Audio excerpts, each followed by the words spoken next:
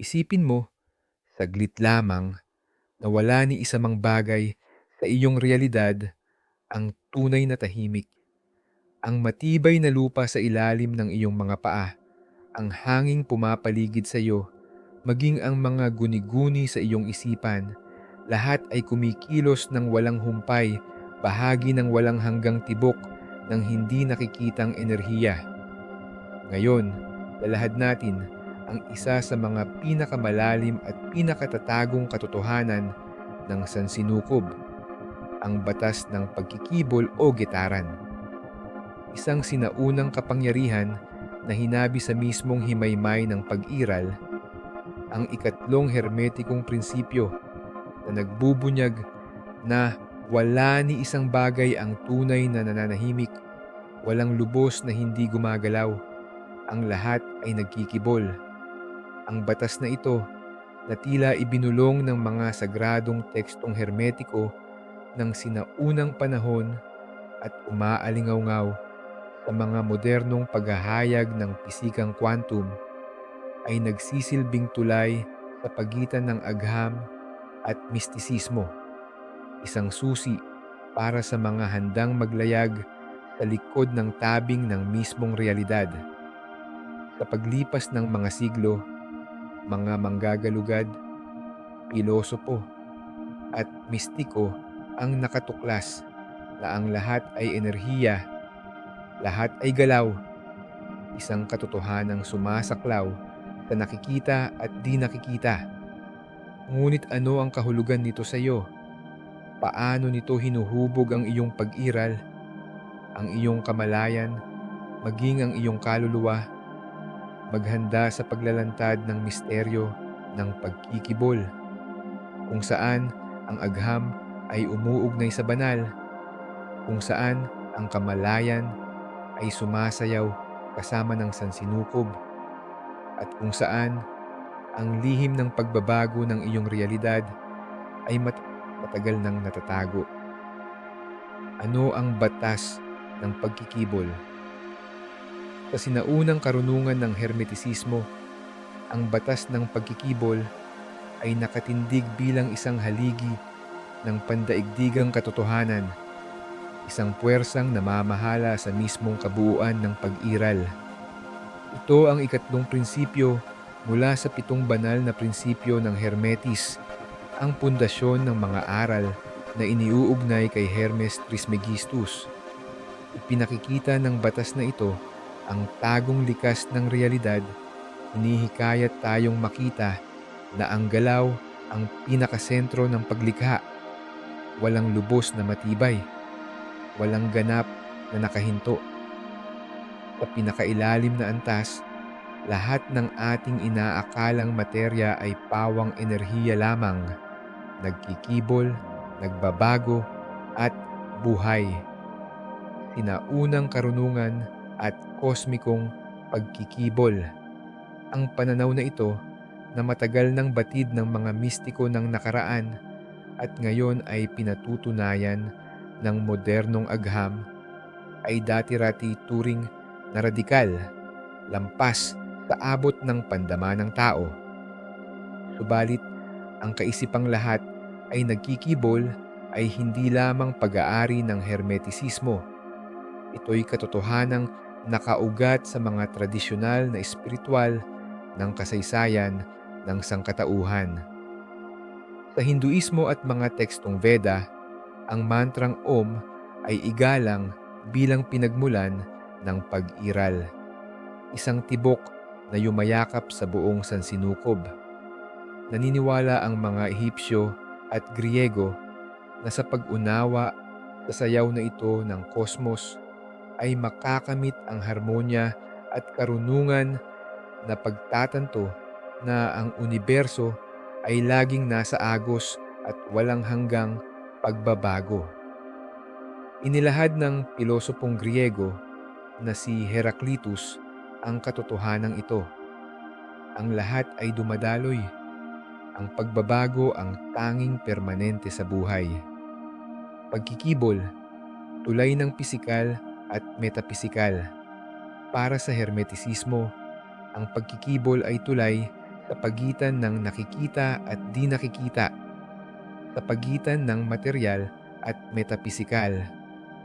Sa pamamagitan ng batas na ito, nauunawaan natin kung paanong ang bagay, isipan at espiritu ay hindi mapaghihiwalay at matutuklasan ang lihim na puwersang humuhubog sa realidad. Ang mundo ng materya na ating nararanasan ay tila malaliwanag na nanikit, enerhiyang mabagal na nagkikibol, lumilikha ng ilusyon ng kabigatan. Bawat bagay, bawat nilalang, bawat guni-guni, may sarili nilang tanda ng pagkikibol. Ang pagbabago ng kanilang dalas ang nagtatalaga ng kanilang likas, ng kanilang pag-iral at maging ng kanilang realidad. Pisika, quantum at patunay ng agham. Sa kasalukuyan, isiniwalat ng pisikang quantum ang tagong kaalamang nalaman ng mga ninuno. Sa kaibuturan ng lahat ng pag-iral ay pawang pagkikibol at galaw lamang.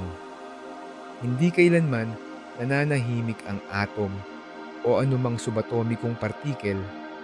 Laging gumagalaw, laging nag-ookilos sa bilis na lagpas sa inisip ng tao.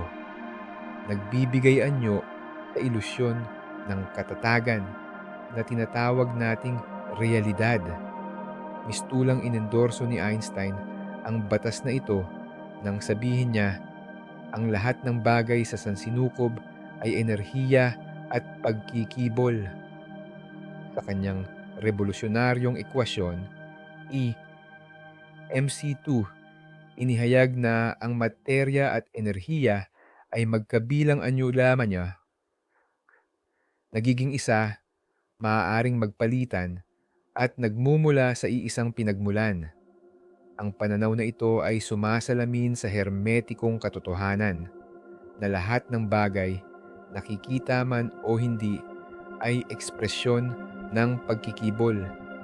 Ang sansinukob ay hindi tambak ng mga walang buhay, kundi larangan ng nananabik na enerhiya sa walang hanggang galaw.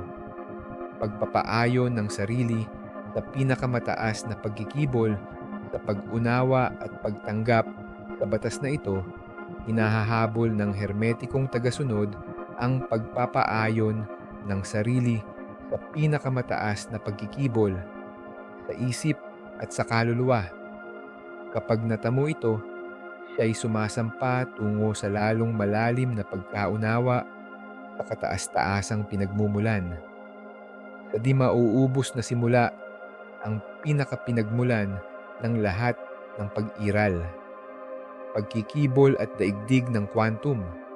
Upang matanto ang batas ng pagkikibol sa pinakadakilang lalim, kinakailangan nating sumulyap sa siyensya ng kasalukuyan, doon sa gilid ng kaalaman ng tao, kung saan isinusuri ng pisikang quantum ang tagong mekanismo ng kosmos.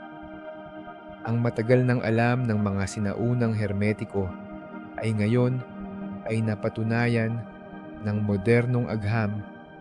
Ang materya ay hindi matigas, hindi ito nakatigil. Ito'y sayaw ng enerhiya, walang humpay na galaw, walang hantong pagkikibol.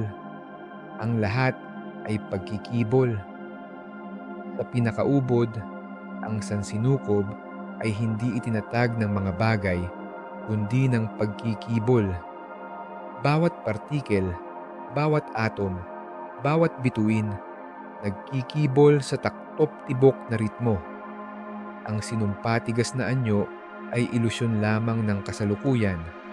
Ang upuang inuupuan mo, ang lupa sa ilalim ng iyong paa, maging ang iyong katawan mismo. Lahat ito'y mga petisyo ng enerhiya, nagkikibol sa iba't ibang dalas.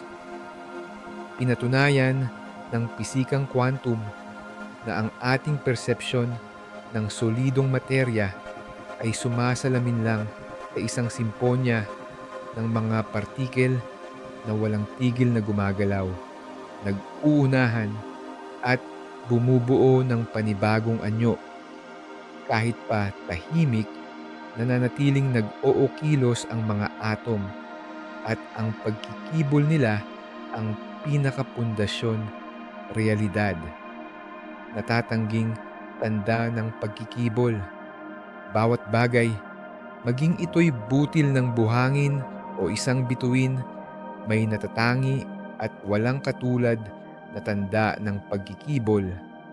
Ang pagkikibol na ito sa halong ugnayan ng kosmikong enerhiya ang siyang nagtatakda ng hugis at anyo. Bilang katunayan, ang mga atom na pinsalang blok ng materya ay hindi pa rin ang pinakaubod ng pag-iral. Sila'y binubuo pa ng mas maliliit pang entidad, mga quark at gluon na nagkikibol din ng walang katapusan, patunay na sa puso ng realidad ay ang mismong galaw, ang kawalang katiyakan ng materya, mundo ng walang hanggang pagbabago. Ang walang hanggang pagkilos na ito ng bagay ang naghahatid sa atin sa di pangkaraniwang revelasyon. Ang Aleman na si Werner Heisenberg, sa prinsipyo ng kawalang katiyakan, ang nagpatunay ng isang revolusyonaryong kabatiran. Hindi kailanman pwedeng itakda ng sabay ang posisyon at bilis ng isang partikel sa antas ng quantum. Bakit? Sapagkat sa ganitong antas, ang materya ay walang tiyak na hugis. Ito'y laging nagbabago, nagkikibol at naglalaho, nagiging mga alon ng posibilidad at muling nagiging partikel. Sa pinakalalim na antas ng pag-iral, ang lahat ay nasa di matapos na pagbabago. Walang tunay na materyal. Ang tinatawag nating realidad ay isang likha lamang, panandaliang konkretisasyon ng enerhiya, palaging nagkikibol at muling nagaganap. Mga alon ng posibilidad at quantum na larangan. Ang mga alon ng posibilidad ay mga pag-alon ng enerhiya na humuhubog sa larangang quantum. Isang dagat ng walang tilad na pagkikibol na wala ang lahat ng hiwalay, naroon ang ugnayang panlahat. At higit na kahiwagaan, kung tayo'y tumitingin sa mga alon ng quantum, sila'y bumabagsak papunta sa pagiging partikel. Ang mismong gawa ng pagmamasid ang nagpapabago ng realidad. Anong ibig sabihin nito? Na ang tagamasid at ang minamasdan ay di mapaghihiwalay, nabibigkis sa iisang larangan ng pagkikibol kung saan ang layon at kamalayan ay agarang nakakaapekto sa mga nagaganap. Ang katotohanan ito ay refleksyon ng batas ng mentalismo, isa pang prinsipyo ng hermetisismo na nagsasabing ang sansinukob ay isang paglikha ng isip.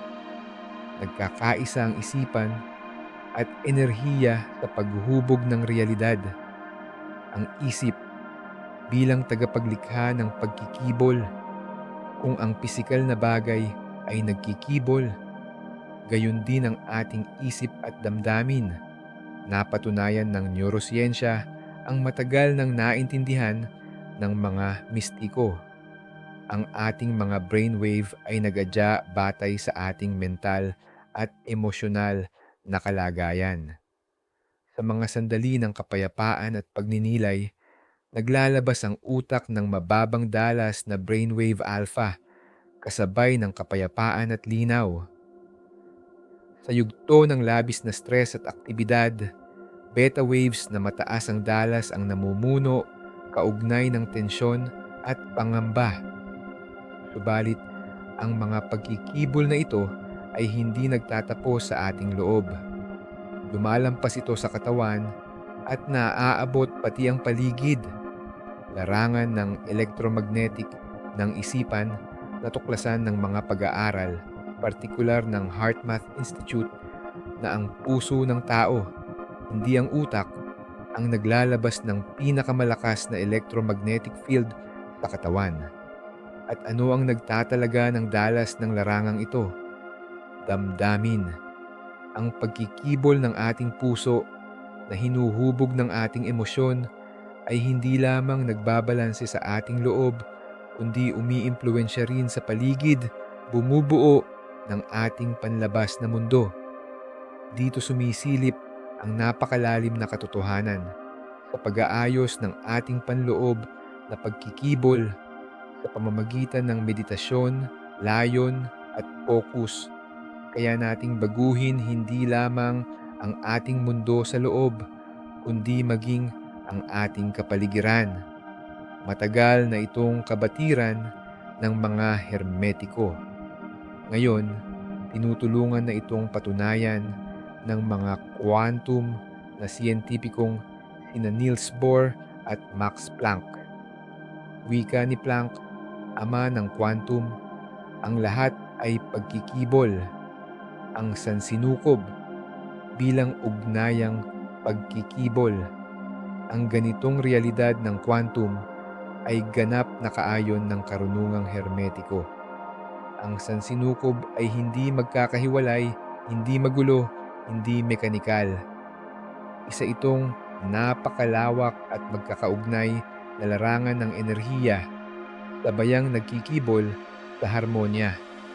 Ang materya, enerhiya at kamalayan ay di hiwa-hiwalay na entidad, kundi magkakaibang anyo lamang ng iisang pagkikibol. Sa gayon, ang ating realidad ay hindi permanente. Ito ay proyeksyon ng enerhiyang nagkikibol na maaaring hubugin, tumutugon sa dalas na ating pinalalabas. At dito, sumisibol ang dakilang kapangyarihan ng batas ng pagkikibol. Resonansya, susi sa pagpapaamo ng realidad. Sa pisikang quantum, may tinatawag na prinsipyo ng resonansya. Itinuturo nito na ang mas mataas na dalas ay maaaring makaimpluwensya at mag-angat ng mas mababang dalas. Hinihila ito sa mas matayog na antas ng pagkikibol. Ito ang lihim sa likod ng mga sinaunang practice tulad ng mantra, sagradong awit at pagninilay. Sa pag-aayon ng sarili sa mas mataas na dalas, nakakakonekta tayo sa pag-ibig, karunungan at kosmikong harmonya. Ipinapahayag ng batas ng pagkikibol na ang ating pinakamainam at pinakamataas na kaisipan at damdamin ay nagdadala sa atin sa resonansya sa pinakamalinis na dalas ng sansinukob. At sa ganitong antas ng kamalayan, hindi na tayo basta tagatanggap ng realidad. Tayo ang humuhubog nito. Sa pag-angkop ng ating isipan, lakas at emosyon, nagiging katuwang tayo ng paglikha, umaayon sa tibok ng universo. Pagkikibol, batayan ng Panginoon ng sarili narito ang pangunahing susi sa pag-unawa ng pagkikibol. Hindi lamang isang batas ng siyensya, kundi ang pundasyon ng espiritual na pagmamay-ari ng sarili. Pagkikibol ng isip at emosyon, alam na ng mga hermetikong maestro ang katotohanan ngayon pa lamang binubunyag ng agham. Ang pagkikibol ay hindi limitado sa pisikal na larangan. Isip, emosyon, layon, lahat ng ito ay anyo ng enerhiya. Bawat isa may natatanging dalas ng pagkikibol. Hindi lamang material na mundo at galaw ang inaasikaso ng batas ng pagkikibol, kundi umaabot ito sa hindi nakikitang larangan ng kamalayan, humuhubog ng sariling karanasan ng realidad. Wika ni Hermes Trismegistus, ang sansinukob ay laging nagkikibol at ang pag-ikot na ito ay lampas sa abot ng ating paningin. Takop nito ang ating isipan at damdamin mismo. Dito nagkakaroon ng pinakapraktikal na saysay ang batas ng pagkikibol. Sa pag-unawang Ang ating isip at damdamin ay mga dalas na pinakakawalan. Maipapagana natin ang kapangyarihang baguhin ang ating panlabas na mundo mula sa ating loob. Agham ng pagkikibol ng isip. Napag-alaman na ng modernong agham na ang isipan ay hindi pasibong bagay. Ito ay isang aktibong lakas. Ipinakita ng neurosiyensya na ang utak ay higit pa kaysa taga-proseso ng datos. Isa itong generator ng pagkikibol, naglalabas ng brainwaves alinsunod sa ating guni-guni at damdamin. Ang mga alon, alpha, beta, theta at delta ay may kaugnayan sa antas ng kamalayan at aktibidad ng utak. Alpha waves, kaugnay ng relaksasyon, pagmumuni at pagkamalikhain, nasa mababang dalas at nagdadala ng harmonya sa isipan. Beta waves, kaugnay ng lohikal na pag-iisip at mataas na aktibidad, mas mataas at matindi ang dalas.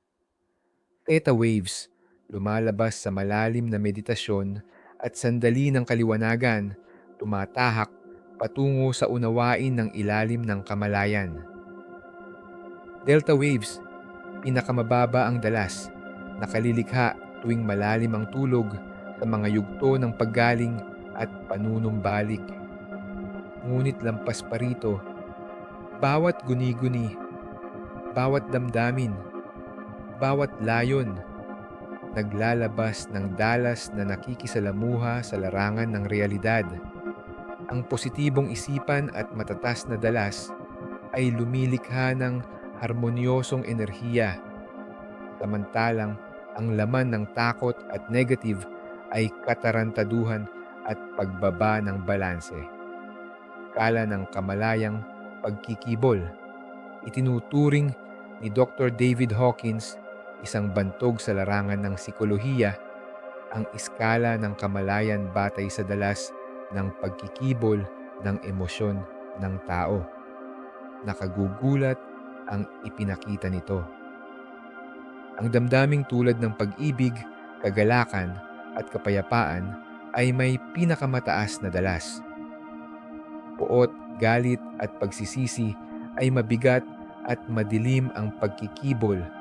Nagsasadlak ng tao sa estado ng mababang enerhiya. Wika ni Hawkins, ang pag-ibig at kapayapaan ay may napakatinding dalas, kaya't kaya itong baguhin ang paligid at itaas ang kamalayan ng mga tao sa paligid. Ito ay hindi lamang metapora. Ito'y mismong pagkilos ng batas ng pagkikibol, electromagnetic field ng puso. Ngunit maaaring ang pinakamalaki at pinakakamangha-manghang na diskubre ay nagmula sa HeartMath Institute. Ang puso ng tao ay naglalabas ng mas makapangyarihang electromagnetic field kaysa utak. At anong nagtutukoy ng dalas nito? Damdamin. Ang pag-ibig, pasasalamat at habag ay nagpapalutang ng kaayusan at harmoniyang pagkikibol. Ang takot, galit at pangamba ay lumilikha ng magulong larangan, nagwawasak ng balanse ng katawan at isipan. Patunay ito na ang ating emosyon ay nakaaapekto hindi lang sa ating loob, kundi nakararating sa labas. Binabago ang realidad na nakapaligid. Katunayan ito ng hermetikong aral na ang panloob at panlabas na mundo ay magkaugnay at ang ating personal na enerhiya ang humuhubog ng ating paligid. Ugnayan ng batas ng pagkikibol at batas ng pag-akit. Sa ubod nito, ang batas ng pag-akit ay extension lamang ng batas ng pagkikibol. Ang lahat ay nagkikibol at ang magkakaparehong dalas ng pagkikibol ay nag-aatak bawat isa. Ito ang dahilan kung bakit kapag pinatubo ang mataas na dalas, pag-ibig, kaligayahan at pasasalamat, dumadating ang karanasan at sitwasyon na kaayon ng enerhiyang iyon. Sa kabilang banda, ang nabibitag sa takot, galit at kawalang pag-asa ay mahuhulog sa siklo ng patong-patong na negatibo, hindi dahil sa kapalaran, kundi dahil sila'y umaayon sa dalas ng kinatatakutan. Hindi ito pamahiin, kundi batayang prinsipyo ng resonansya. Upang magbago ang iyong realidad, kailangan mong itaas ang sariling pagkikibol, kapangyarihan ng pagmamay-ari ng sarili. Ang sukdulang tagumpay ng batas ng pagkikibol ay ang tagumpay ng pagmamay-ari sa sarili, pagkamalay sa sariling isipan, damdamin at dalas na pinalalabas. Tayo'y may tanga ng sariling tadhana. Ang panlabas na mundo ay refleksyon lamang ng panloob. Kung ano ang loob, siya ring labas. Ito ang dakilang hermetikong lihim. Ito ang susi ng tunay na transformasyon. Sa pagmamay-ari ng panloob na larangan ng pagkikibol, muling hinuhubog natin ang ating realidad. Hindi tayo biktima, kundi mga co-creator. Kaya't itaas natin ang ating dalas. Iayon natin ang sarili sa pinakabanal at pinakadalisay na pagkikibol ng sansinukob. Nang sa gayon, tayo'y maging mga arkitekto ng sariling kapalaran. Pagkikibol at espiritual na ugnayan sa ating kaibuturan ay may isang tagong lakas, enerhiyang sukdulan, ang lalim na kayang hubugin ang ating realidad, paghasain ang ating intuisyon at iangat tayo lampas sa hangganan ng mundo. Ito ang kapangyarihan ng pagkikibol. Kapag tumaas ang ating dalas, isang pambihirang bagay ang nagaganap. Lumalawak ang ating persepsyon, nagigising ang ating intuisyon, naglalaho ang ingay ng mundo at sa halip napakikinggan natin ang mga bulong ng sansinukob. Ano ang intuisyon? Ang intuisyon ay hindi produkto ng lohika o kalkulasyon. Isa itong transmisyon, mensaheng nagmumula sa hindi nakikita, natatanggap sa anyo ng enerhiya ng pagkikibol. Sa pinakataas na pagkikibol, ang utak ay naglalabas ng theta waves, dalas na kaayon ng malalim na meditasyon, espiritual na kabatiran, at pinalawak na kamalayan. Tulad ng radyo na kailangang ituno sa tamang dalas para makadampot ng signal, ang ating isip at kaluluway kinakailangang sumakto rin sa tamang pagkikibol upang matanggap ang mensaheng nakapaloob sa tela ng kosmos. Sa pamamagitan ng tahimik na pagninilay, mindfulness, at panloob na kapayapaan, pinapatahimik natin ang ingay ng isip at pinapantay ang panloob na pagkikibol. Lumilikha ng perpektong kondisyon para sumibol ang banal na karunungan. Ang kaalaman ng sansinukob ay lagi nang naririyan, naghihintay lang sa ating pag-aayon. Pag-ibig, pinakamataas na napagkikibol ng sansinukob. Sa bawat tradisyong espiritual, mayroong isang universal na katotohanan. Ang pinakamataas na dalas na mararating ng tao ay pag-ibig. Hindi mapag-angkin, hindi palalo, kundi pag-ibig na hindi nalilimitahan, malawak, wagas, at walang kondisyong pumapaloob sa lahat ng bagay. Sa oras na ipalabas natin ang pag-ibig, may pambihirang nangyayari. Ang mga selula ng katawan, isipan, at damdamin ay sumasabay sa daloy ng sagradong lakas. Ang ilusyon ng separasyon ay naglalaho. Damang-damas natin ang ugnayan sa lahat, sa bawat nilalang, sa mismong agos ng pag-iral.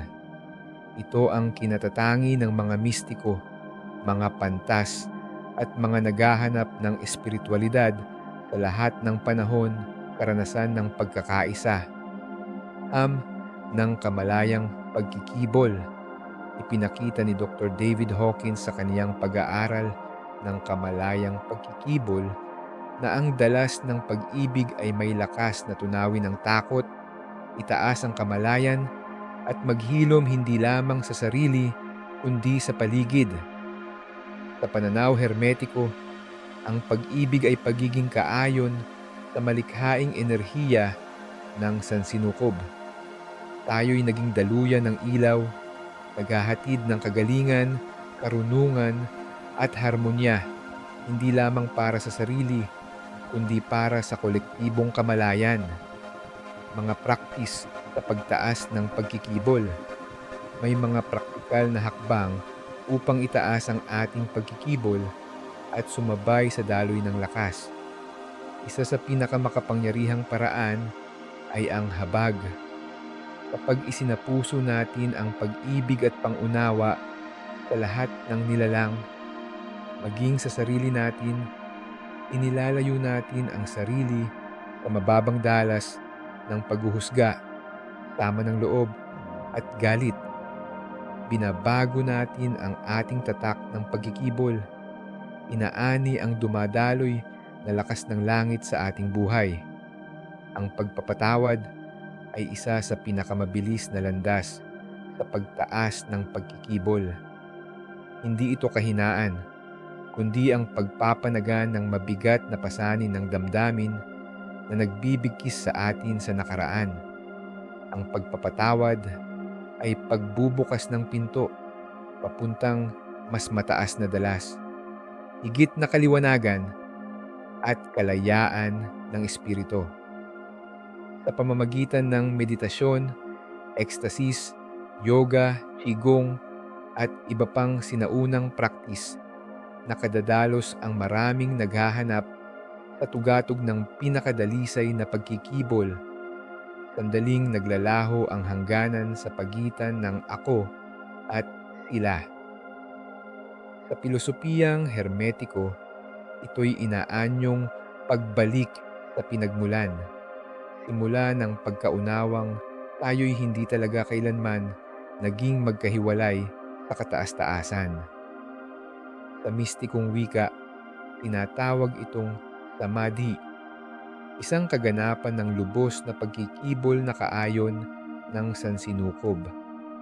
Pagtaas ng pagkikibol ng kolektibo, hindi limitado sa individual ang kapangyarihan ng mataas na pagkikibol.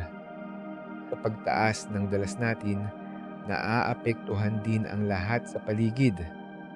Ipinaliwanag ni Rupert Sheldrake ang konseptong ito bilang morphic field, na ang bawat emosyon, isipan at kilos ng tao ay natatala sa kabuuan, humuhubog sa pagkikibol ng buong mundo.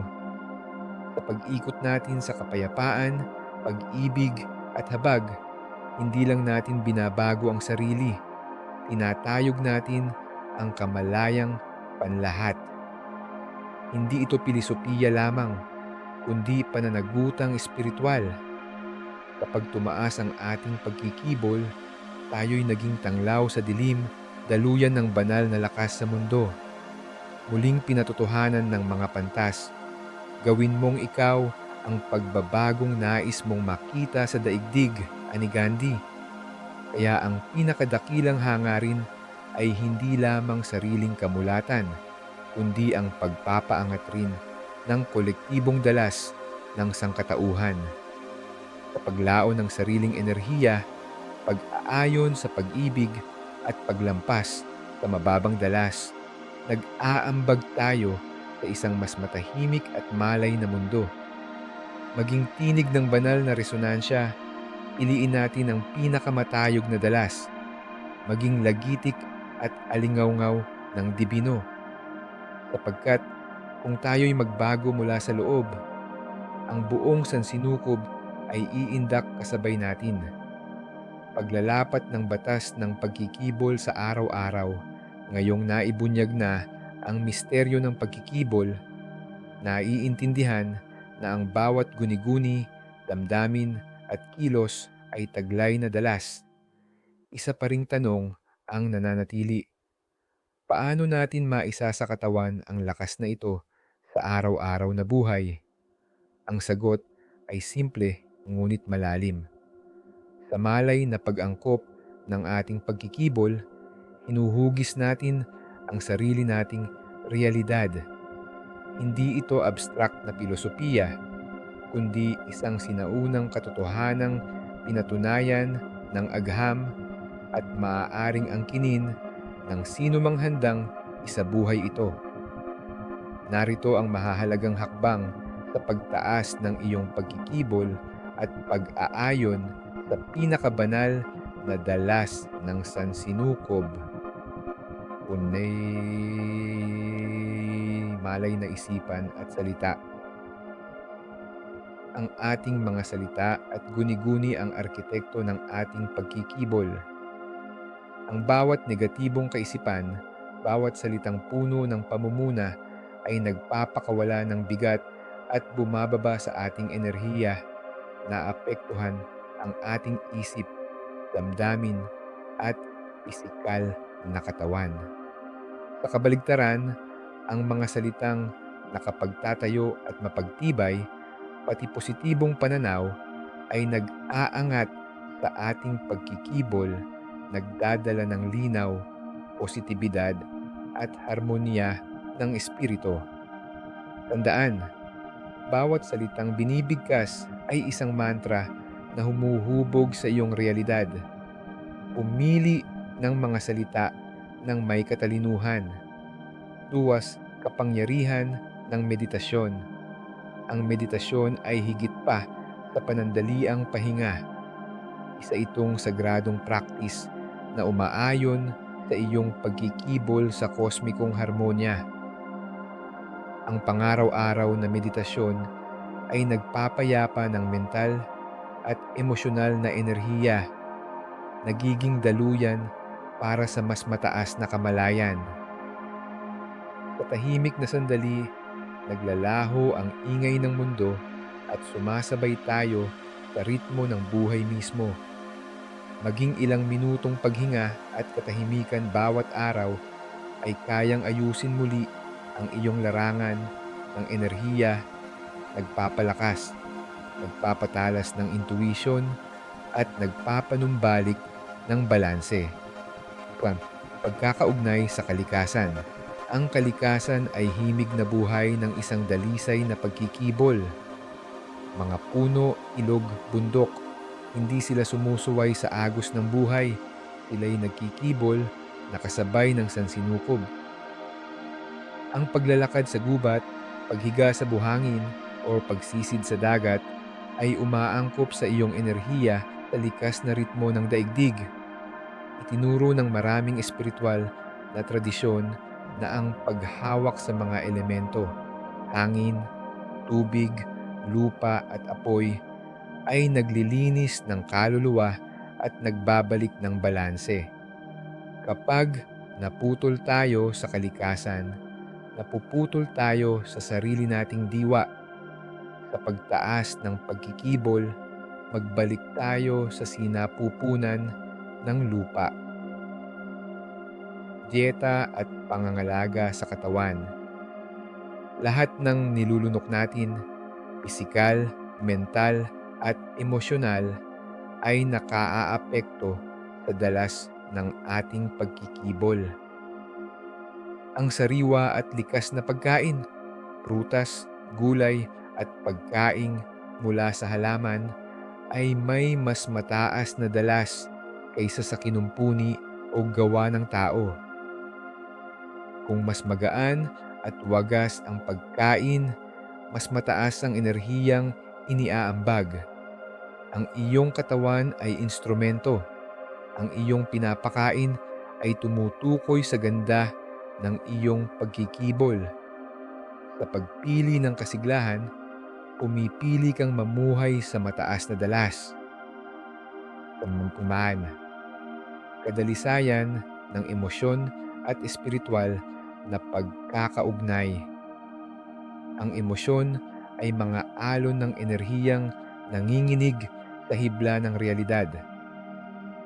Ang pasasalamat, pag-ibig at tuwa ay nagpapalabas ng mataas na dalas, tumutulong umangat ang kamalayan.